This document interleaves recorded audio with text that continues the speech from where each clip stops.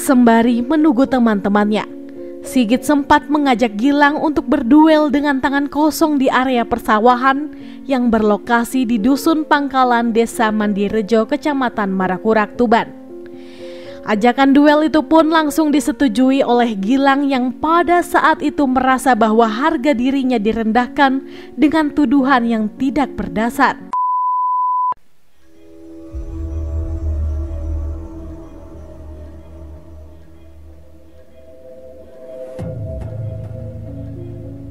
Assalamualaikum warahmatullahi wabarakatuh.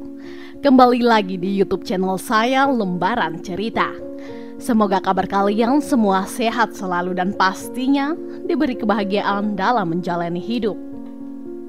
Di video kali ini saya akan membahas tentang kasus pembunuhan yang terjadi di Tuban, Jawa Timur.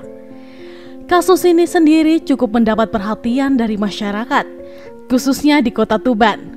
Karena ini merupakan vonis hukuman mati pertama yang pernah dijatuhkan oleh Majelis Hakim Pengadilan Negeri Tuban. Nah, daripada kelamaan, yuk langsung kita bahas. Pada tanggal 22 Juli 2016 sekitar jam 1 dini hari, seorang pencari ikan yang saat itu tengah bekerja di daerah persawahan di Dusun Pangkalan, Desa Mandirejo, Kecamatan Marakurak, Tuban dibuat kaget karena menemukan sesosok tubuh laki-laki yang tergeletak begitu saja dengan kondisi yang mengenaskan. Tubuh pria tersebut ditemukan sudah hangus terbakar nyaris di seluruh tubuhnya dengan posisi tertelungkup. Dengan kondisi yang seperti itu, pencari ikan tersebut awalnya mengira bahwa laki-laki itu tentu saja sudah meninggal. Namun demikian, ia memastikan kebenarannya. Ia pun memberanikan diri untuk mengecek urat nadinya. Ketika dicek, pencari ikan itu sontak terkejut sekaligus senang karena pria itu masih dalam keadaan hidup namun sekarat. Seketika itu juga ia langsung berlari dan mencari bantuan dengan mengetuk beberapa rumah milik warga sekitar. Setelah mendapat penjelasan singkat dari bapak pencari ikan, sebagian warga langsung menuju ke Polsek Marakurak, Tuban untuk melaporkan penemuan itu.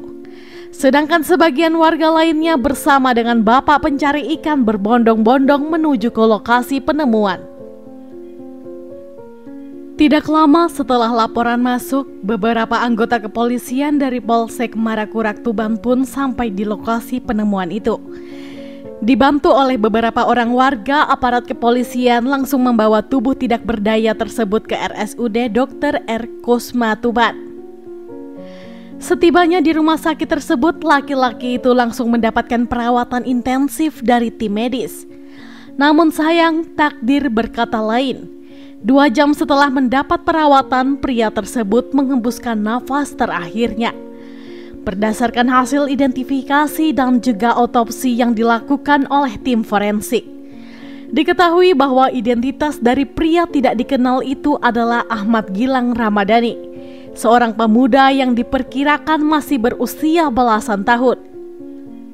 Tim forensik yang melakukan otopsi pada jasad Gilang memastikan bahwa penyebab kematiannya adalah 4 luka tusukan di bagian dada dan punggung, ditambah lagi dengan adanya luka bakar yang sangat serius di sekujur tubuhnya. Berdasarkan hasil otopsi tersebut, aparat kepolisian dari Polsek Marakurak meyakini bahwa ini merupakan kasus pembunuhan yang pelakunya lebih dari 1 orang. Tidak ingin membuang banyak waktu, pihak berwajib pun langsung mendatangi rumah keluarga Gilang yang berada di Kelurahan Karangsari, Kabupaten Tuban untuk memberitahukan berita duka sekaligus mencari informasi terkait Gilang. Ahmad Gilang Ramadhani diketahui berusia 16 tahun, merupakan seorang pelajar di salah satu sekolah menengah atas yang berada di kota Tuban. Ia tinggal bersama dengan keluarganya di sebuah rumah yang berada di Kelurahan Karangsari, Kabupaten Tuban, Jawa Timur. Sang ibu yang begitu terpukul dengan kejadian tersebut menceritakan bahwa sedari kecil Gilang adalah anak yang sangat mandiri dan juga berbakti kepadanya. Ayah dari Gilang sendiri diketahui sudah meninggal sejak Gilang masih kecil. Nah, masih menurut pengakuan dari sang ibunda, selain menjadi seorang pelajar, Gilang juga merupakan tulang punggung keluarga yang bekerja keras.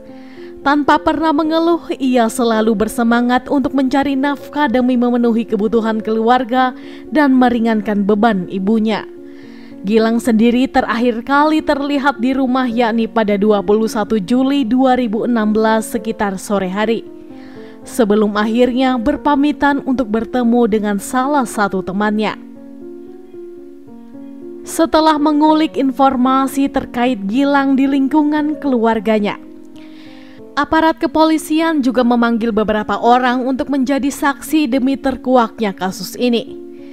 Berhari-hari melakukan penyelidikan mengenai kasus pembunuhan tersebut. Tim penyidik dari Polsek Marakurak dibantu oleh Polres Tuban akhirnya mendapat titik terang. 3 hari pasca insiden berdarah ini, atau tepatnya pada 25 Juli 2016. Aparat kepolisian berhasil membekuk 3 orang pemuda yang diduga kuat sebagai pelaku pembunuhan Ahmad Gilang Ramadhani. Ketiga pemuda itu adalah Sigit Lisan Budi Santoso berusia 26 tahun yang merupakan warga Jalan Pahlawan, Kelurahan Gedong Ombo, Kecamatan Semanding. Sandi Purnawan berusia 20 tahun warga Jalan Patimura, Kecamatan Tuban. Dan Aris Afrian Fajar Utomo berusia 21 tahun warga Desa Tlogowaru, Kecamatan Marakurak.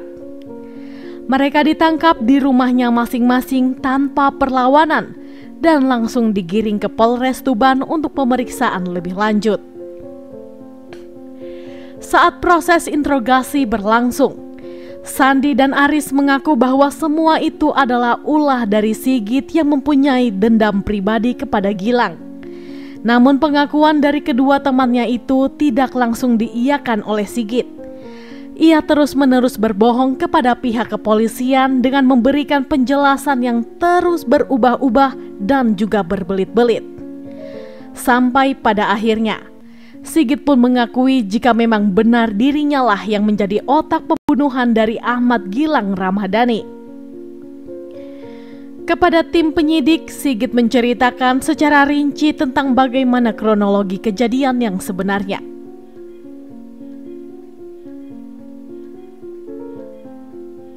Pada 21 Juli 2016 sore menjelang petang, Sigit mengajak Gilang untuk bertemu dan keduanya sepakat untuk bertemu di sebuah warung kopi tepatnya di depan kampus Titma Jalan Manunggal Tuban. Masih di hari yang sama sekitar jam 10 malam, Sigit bersama dengan 3 orang temannya yakni Sandi, Aris dan 1 orang lagi yang masih buron mendatangi warung kopi itu. Ketika berada di sana, Sigit menuduh Gilang sebagai seorang cepu alias seorang informan kepolisian yang telah melaporkan adik kandungnya yang merupakan seorang pengedar obat-obatan terlarang sehingga membuat adiknya harus berurusan dengan hukum.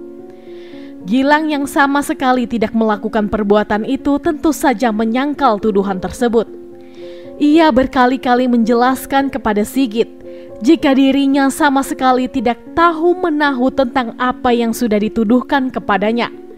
Sigit terus-menerus meminta Gilang untuk mengakui perbuatan itu, sembari menakut-nakuti dan mengancam akan membunuhnya dengan cara dibakar. Namun ternyata ancaman dan intimidasi itu tidak membuahkan hasil apapun, karena Gilang tetap menolak untuk mengakui tuduhan tersebut. Merasa kesal dengan jawaban Gilang, seketika itu juga Sigit meminta kepada teman-temannya untuk dibelikan bensin eceran. Sembari menunggu teman-temannya, Sigit sempat mengajak Gilang untuk berduel dengan tangan kosong di area persawahan yang berlokasi di Dusun Pangkalan, Desa Mandirejo, Kecamatan Marakurak, Tuban. Ajakan duel itu pun langsung disetujui oleh Gilang yang pada saat itu merasa bahwa harga dirinya direndahkan dengan tuduhan yang tidak berdasar.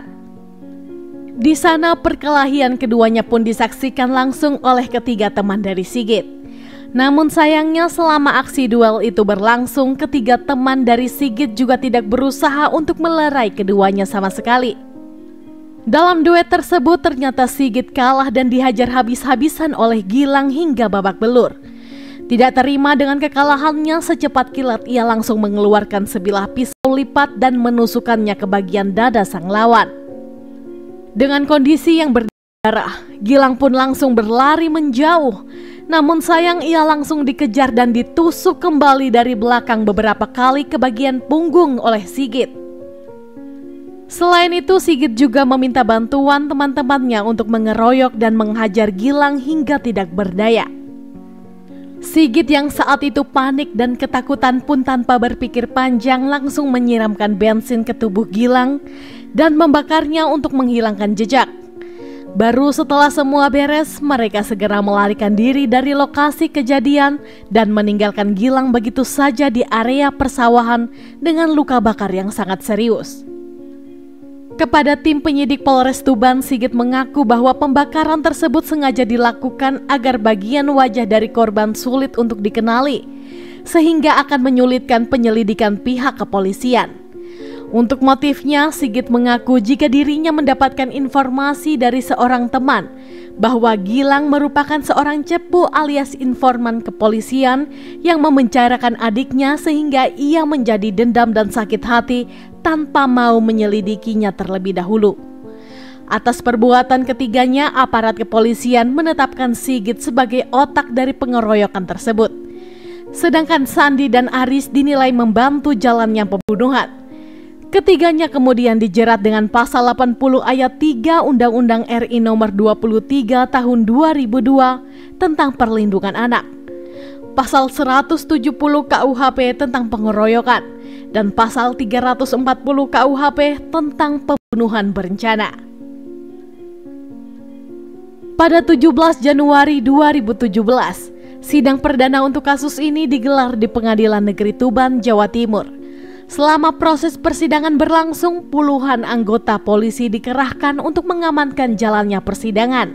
Karena pihak keluarga serta kerabat korban selalu berusaha untuk menghakimi para pelaku.